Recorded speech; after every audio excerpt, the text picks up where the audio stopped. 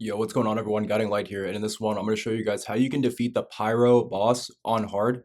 Now for this, I'm going to be using Bunny with a Tamer, but there's a lot of other classes that are great for this. There's Ultimate Glay, there's any of the ice characters, and just about any character can honestly beat these bosses, but these are just the ones that will stand out the most.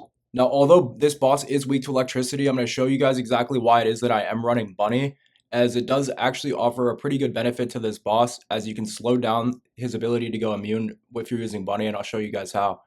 So I'm going to also show you guys the weapons I'm using. I'm using the Tamer.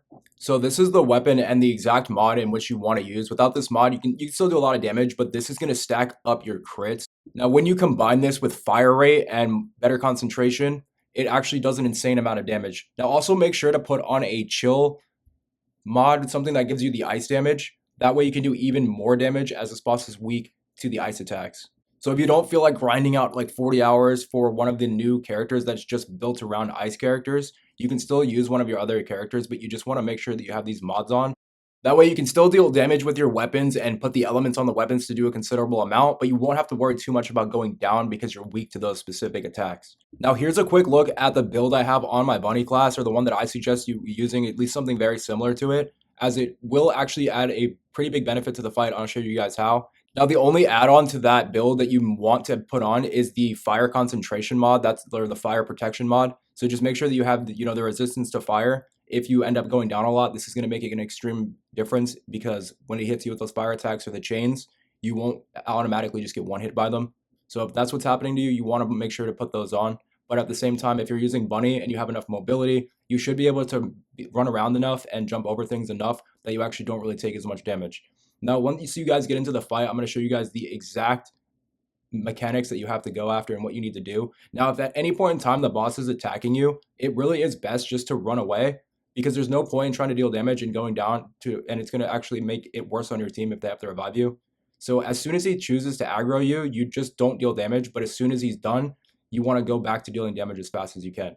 Now, when you're running Bunny, as you can see here, I have my electric attacks getting sent out. You want to save these attacks for when he spawns up the ads, the people that spawn on your feet, the kingfishers.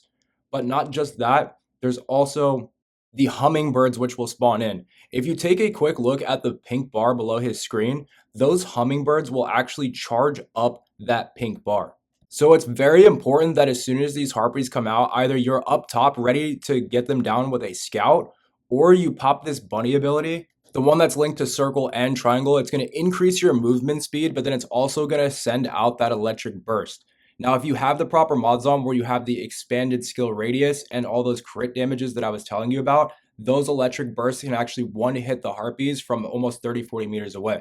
Now, the reason why I didn't use the mod on at that time was because I ended up being in a safe spot and my scout was doing just about enough. There was no point in me trying to put myself in danger running out there just to try to get him with the lightning. Now, once he does go immune from that pink bar getting filled up, you're going to see the chains pop out. You have to dodge those.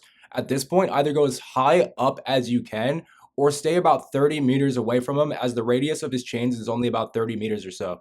Now, while these chains are going, not only do you have to dodge the chains and dodge the kingfishers, but you have to shoot at this vial on his back. This is why I suggest getting up top if you can. Now, obviously, it's not always going to work out perfect. There's going to be times where he breaks the things you're trying to get on. But when he teleports you out, the first thing you want to do is actually try to look up and see if there's any platforms you can reach. That way, when he slams back down, you'll already be up there in that safe spot. This will save you 5-10 seconds every time he does it. And it is enough to actually deal another 200-300k damage, which can break that vial and get him out of his immunity phase. Now, once the immunity phase is over, it's back to damage. Focus on his shoulders and his chest, just like most of the other bosses. Take down his armor, and as soon as he's staggered, just get as much DPS in as you can. This is when you want to pop your ultimate abilities. You should be saving it for this point when he gets staggered. Now, once he gets out of the stagger, so long as you've broken both shoulders already, this is when you have to go after his chest. Just continue to dodge his attacks, and also keep an eye on that pink bar. As you know, when that pink bar fills up, he's going immune. So just every 30 seconds or so after a damage phase, you'll notice harpies pop up. Now, you can be pretty much prepared for this. Now, sometimes they're hard to destroy, sometimes they're not. So either pop your Bunny ability if you're having trouble shooting them, or immediately mow them down if you're not getting aggroed by the boss. If the boss is on you, you're not going to be able to shoot them. You want to use your abilities, use that Bunny ability to spread electricity to them from the ground. Now, another thing about Bunny you may not realize is that if you double jump, you're going to get an electric burst that goes out every single time you land. And you can use this as an added benefit to damage the boss. You just hip fire your weapon and double jump around, and you're going to damage the boss and any ads that are around you. So if you ever found yourself surrounded by kingfishers, you can just begin to start double jumping around. You'll dodge their attacks, but not only that, you're actually going to damage them along with it. Once you take out any ads or kingfishers, they drop you ammo and health, which is a really, really important thing. Now, as you can see, guys, I'm really focusing in on his chest here. Once his two shoulders are broken, his chest is extremely important to break. Once his chest is broken, along with his two shoulder pads, you're going to notice that he takes way more damage. It's as if all of his armor gets torn off. So once you hit this phase that both shoulder pieces and the chest piece are off, you'll actually notice that he kind of moves a little different. He starts to slow down. His attacks are a little less aggressive.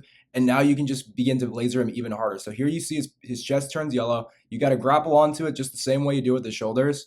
Now this can prove to be kind of hard. It's a really small box you got to get your grapple into. So if you have trouble trying to grapple on, you actually can break it with your weapon, but you're going to notice he does not stagger when that happens. So it's really effective to try to go and actually just grapple on.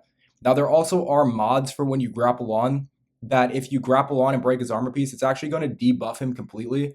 These these debuffs actually do help quite a bit. However, I wanted to beat all the bosses without that mod. I didn't want to just rely on it. And so I didn't run that mod during any of the bosses. Now, harpies, don't be afraid to use any of your abilities on, whether it's the laser. If you, like I said, anytime you can't shoot them, sometimes the bullets just have a hard time connecting because they're all over the place. Maybe you're too far away. Just use your abilities on them. It's really important to get those down because it's going to add 20-30 seconds to the damage phase every time. Now, you really need to keep an eye on that pink bar. Look how low his health was. Had we destroyed harpies faster, he would have never gone into this phase. Now, luckily, we had enough time, but basically, when that bar gets at about 95%, you should already be running away. Now, if you go far enough away, the chains will not be able to reach you, and you can use a sniper doing about 250 to 500k damage per shot, and you can actually just take it out in 3-4 bullets from there. It's the easiest, least stressful way to deal with it. You won't have to worry about dodging and things like that. And when the chains are coming after you, it's hard to hit the crit, so it's better to be further away. So that's pretty much everything I have for you guys to help you get this one done. If you want to take a look at some of the loot I got, I'll stick around and pick up all the drops, but that's pretty much it. Hopefully it helps you out, and I will catch you in the next one. Peace.